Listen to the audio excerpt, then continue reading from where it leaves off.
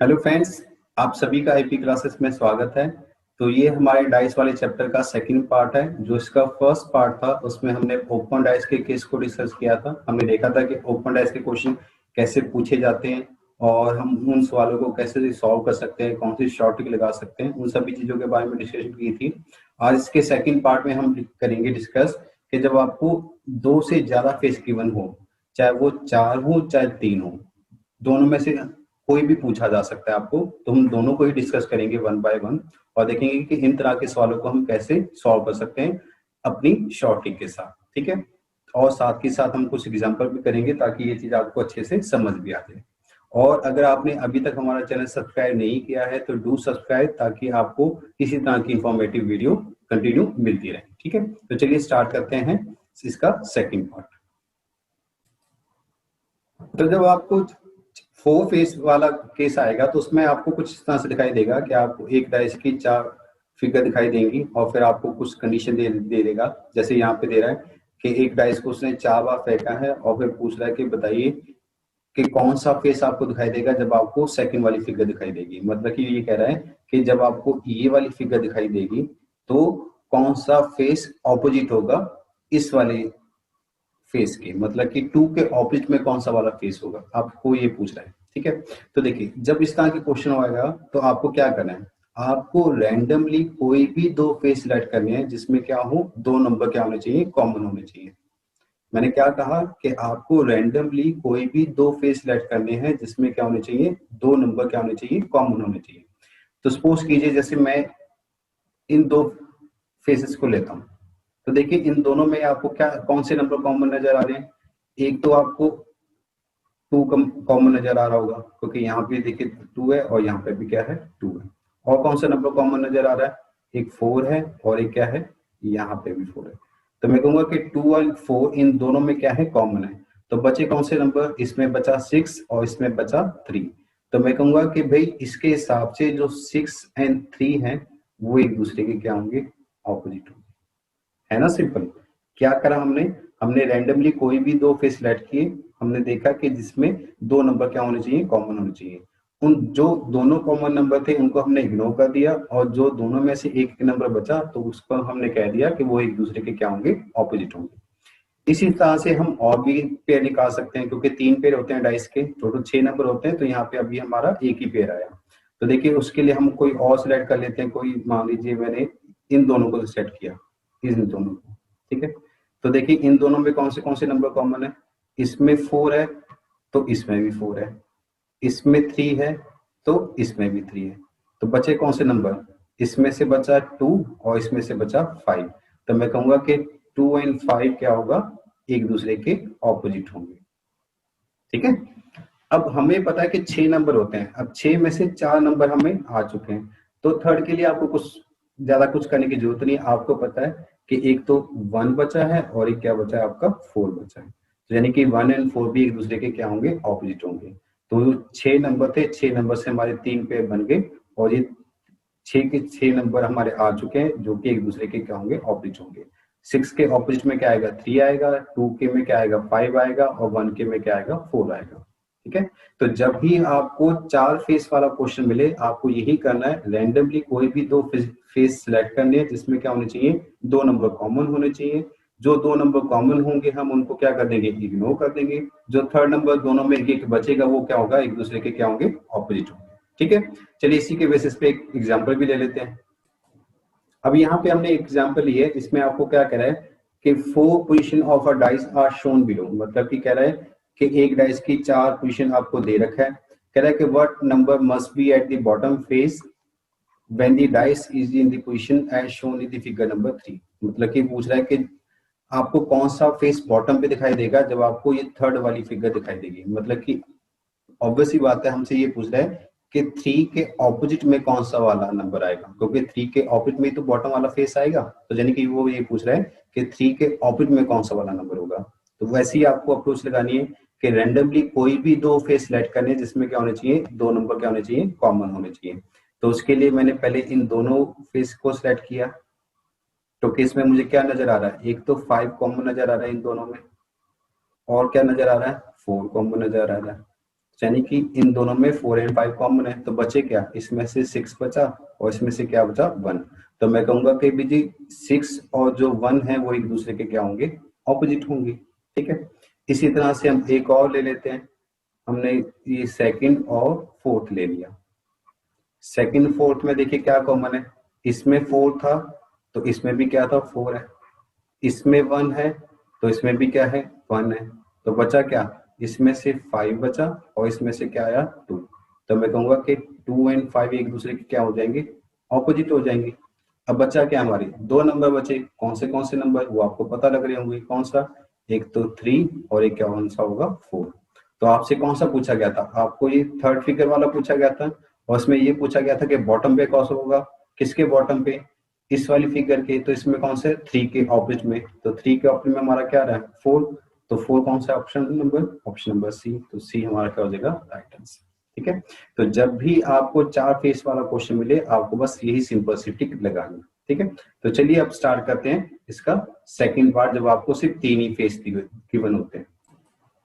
अब देखिए ये इसका सेकंड पार्ट है, जब आपको 4 की बजाय सिर्फ 3 ही फेस गिवन हो और आपको सिर्फ सेम क्वेश्चन पूछ सकता है कि भाई आपको ये पूछ लेगा कि बताइए किस फेस के ऑपोजिट में कौन सा वाला फेस होगा। तो एक तरीका तो वही है जो हमने अभी आपको डिस्कस किया, तो वो तो आई थिंक ऑलरेडी आप इस पे लगा दोगे, पर मैं आपको वो वाला मेथड नहीं बता रहा, मैं आपको एक और नया डिफरेंट मेथड बता रहा हूँ। उसमें अब आपको क्या करना है कि आपको कोई भी 2 फेस सिलेक्ट करना है, रैंडमली कोई भी 2 फेस सिलेक्ट करनी है जिसमें क्या होना चाहिए, सिर्फ एक ही नंबर क्या होना चाहिए, कॉमन होना चाहिए। मैंने क्या कहा कि आपको कोई 2 फेस सिलेक्ट करने हैं जिसमें क्या होना चाहिए, सिर्फ एक ही नंबर क्या होना चाहिए, कॉमन होना चाहिए। तो जैसे देखिए इन दोनों में आपको क्या नजर आ रहा है, ये 6 और ये 6, ये इन दोनों में क्या है, कॉमन है। अब आपको क्या करना है, जो भी फेस दोनों में कॉमन होगा उससे क्लॉकवाइज या एंटी क्लॉकवाइज सभी नंबरों को लिखना है। कैसे, मैं आपको बताता हूँ। जैसे मैं पहले एक बार क्लॉकवाइज लिख के बता दूंगा, इन दोनों फेसेस की बात कर रहा हूं मैं, इन दोनों की। तो मुझे पता है कि भाई 6 इन दोनों में से कॉमन है, तो मैंने जब इसमें लिखना शुरू किया तो सबसे पहले क्या लिखूंगा 6, फिर 2 एंड 4। कैसे गया हूं मैं, इस तरह से कि ये इस तरह से। ठीक, तो ये क्या लिख दिया मैंने 6, 2 एंड 4। ऐसे ही मैंने इसमें लिख देखा तो 6, 5 एंड 1। इसमें भी सेम ऐसे ही गया हूं क्लॉकवाइज। ठीक है, ये आ गया आपका। अब आपको क्या करना है, जो नंबर दोनों में से कॉमन था उसको क्या कर देना है, इग्नोर कर देना। ठीक है, जो नंबर दोनों में कॉमन था उसको क्या कर देना, इग्नोर। बाकी जो एक दूसरे के आमने सामने आ रहे हैं वही नंबर क्या होंगे, एक दूसरे के ऑपोजिट भी होंगे। यानी कि मैं कहूंगा कि 2 के ऑपोजिट में क्या होगा 5 होगा और 4 के ऑपोजिट में क्या होगा आपका 1 होगा। ठीक है ना इंटरेस्टिंग। सबसे पहले हमने क्या किया, हमने कोई भी 2 फेस सिलेक्ट किए जिसमें क्या होना चाहिए था, एक नंबर कॉमन था। फिर हमने क्या किया, जो नंबर कॉमन था उससे सभी नंबर को क्या लिखा, क्लॉकवाइज। तो जब मैंने पहली वाली के हिसाब से लिखा तो वो क्या आया 6, 2, 4। जब मैंने दूसरी वाली के हिसाब से लिखा तब क्या आया 6, 5, 1।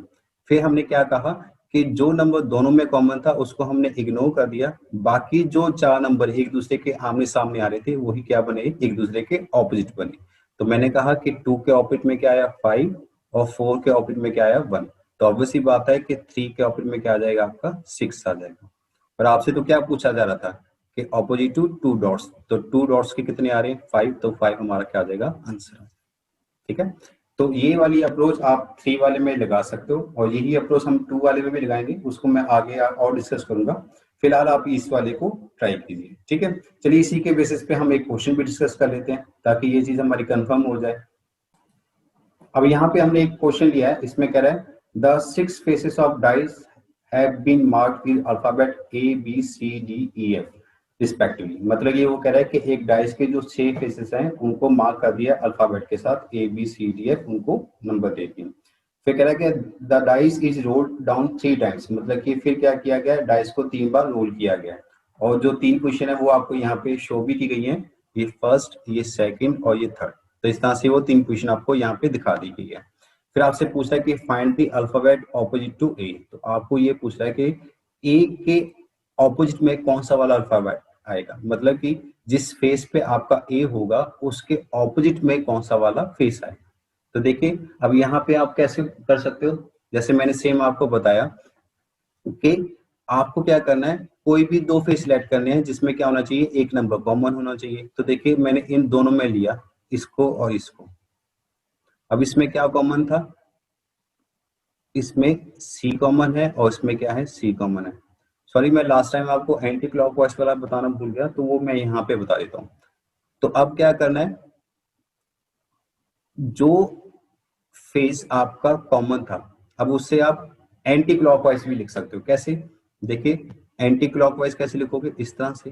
तो ये क्या आएगा, सी ए एन बी, ठीक है, इस वाले के हिसाब से। इस वाले के हिसाब से लिखोगे तो ये कैसे आएगा, ऐसे। तो मतलब कि सी ई और डी, ये आ गई। फिर हमने आपको क्या कहा था कि जो नंबर या जो फेस दोनों में कॉमन होगा उसको हम क्या कर देंगे, इग्नोर कर देंगे। और बाकी के जो नंबर होंगे या जो फेस होंगे वो एक दूसरे के क्या बनेंगे, ऑपोजिट बनेंगे। तो इस हिसाब से हम कहेंगे कि भाई ए के ऑपोजिट में क्या आएगा, आपका ई आएगा, और बी के ऑपोजिट में क्या आएगा, आपका डी आएगा। तो आपसे क्या पूछा गया था कि कौन सा अल्फाबेट ए के ऑपोजिट में होगा, तो ए के ऑपोजिट में क्या आ रहा है, आपका ई आ रहा है। तो इस हिसाब से हमारा आंसर क्या आ जाएगा, ऑप्शन नंबर सी, ठीक है। तो बचे कौन से आपके अल्फाबेट, ए बी आ गया और ई और डी आ गया, तो ऑब्वियसली बात है सी के में कौन सा आ जाएगा, आपका एफ आ जाएगा, ठीक है। ये तो हुई बात किसकी, एंटी क्लॉकवाइज की। मैं आपको क्लॉकवाइज भी करके बता देता हूँ। तो क्लॉकवाइज अगर हम लिखेंगे इस वाले के हिसाब से लिखेंगे, तो वो कौन सा आ जाएगा, इस तरह से वो आ जाएगा आपका सी बी और ए। और अगर इस वाले के हिसाब से लिखेंगे तो वो ऐसे आएगा, तो वो आ जाएगा आपका सी डी और ई। तो वही वही सेम चीज आपको करनी है कि जो कॉमन है उसको क्या कर देना, इग्नोर कर देना। तो यहाँ पे बी के ऑपोजिट में क्या आ रहा है, आपका डी, और ए के ऑपोजिट में क्या आ रहा है, आपका ई। तो यहाँ भी हमारा क्या आ रहा था, ए के में ई आ रहा था, बी के डी, और यहाँ भी वही सेम चीज आ रही है। तो इस हिसाब से भी हमारा आंसर क्या आ जाएगा, ई आ जाएगा, ऑप्शन नंबर सी, ठीक है। तो इस तरह आप इसमें अप्लाई कर सकते हो। तो ये दोनों काफी इंपॉर्टेंट थे, इसलिए मैंने इसको अलग से कराया। अब हमारा सिर्फ एक पार्ट बचा है, जब आपको सिर्फ दो ही फेस दिए जाएं, ठीक है, वो काफी इंपॉर्टेंट है, तो उसको मैंने बिल्कुल अलग से रखा है। तो जो नेक्स्ट पार्ट होगा हम उसमें उसको डिस्कस करेंगे। तब तक आप क्या कीजिए, जो मैंने आपको यहाँ पे दोनों टाइप्स बताई हैं उनको प्रैक्टिस कीजिए। जो क्वेश्चन में आपको समझाए उनको समझिए, अगर कोई ना चीज समझ आए तो दोबारा रिपीट करके देखिए, ठीक है। अब हम मिलेंगे आपको इसके थर्ड और लास्ट पार्ट में, तब तक आप अपना ख्याल रखिए और क्वेश्चनों को अच्छे से प्रैक्टिस कीजिए।